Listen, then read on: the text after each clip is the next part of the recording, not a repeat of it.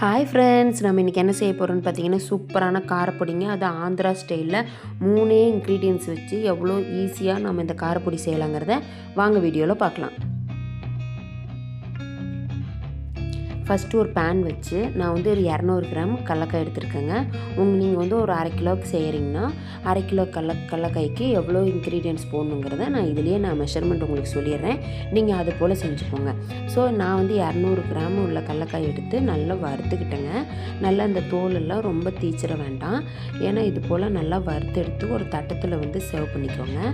அதே போல் வரமிளகாய் வந்து நான் வந்து இப்போ நான் 200 கிராம் எடுத்திருக்கேன் இல்லையா, இப்போ நான் வரமிளகாய் வந்து ஒரு 10-12 என் காரத்துக்கு தகுந்த மாதிரி சேர்த்துருக்கேன். நீங்கள் 1/2 கிலோ எடுக்கிறீங்கன்னா அதுக்கு தகுந்த மாதிரி ஒரு 10-15 வரமிளகாயோ 20 வரமிளகாயோ நீங்கள் வந்து ஆட் பண்ணிக்கோங்க.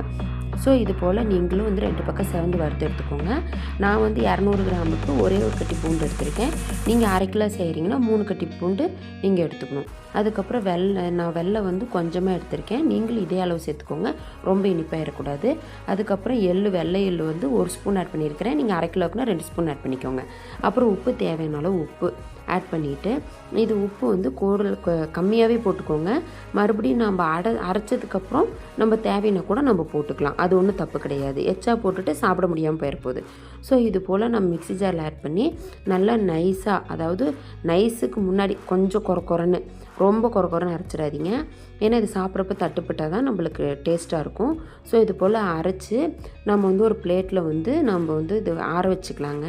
ஏன்னா மிக்சியில் வச்ச சூடு இருக்கும் இல்லையா, இது போல் ஆற வச்சிட்டிங்கன்னா நல்லா வந்து ஏர் கண்டெய்னர் பாக்ஸில் போட்டு வச்சிங்கன்னா ரொம்ப நாளைக்கு இருக்கும். அதுபோல் இது பாக்ஸில் வந்து நல்லா ஆட் பண்ணிவிட்டு பாக்ஸுக்குள்ளார கொட்டிட்டு இதை வந்து டைட்டாக மூடி வச்சுருங்க. இது வந்து இன்னும் கொஞ்சம் நாள் ஆக நல்லா ரெட்டிஷாக மாறிடும் அந்த பவுட்ரு.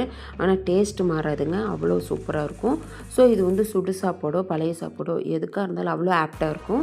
ஸோ நான் வந்து சுடு சாப்பாடு தான் எடுத்துக்கிட்டேன். ஸோ அதில் வந்து 2 ஸ்பூன் வந்து பொடி போட்டுக்கிட்டு நல்லெண்ணெய் நல்லா ஊற்றி இது போல் பிணைஞ்சு நீங்கள் சாப்பிட்டிங்கன்னா உலகத்தையே மறந்துடுவீங்க.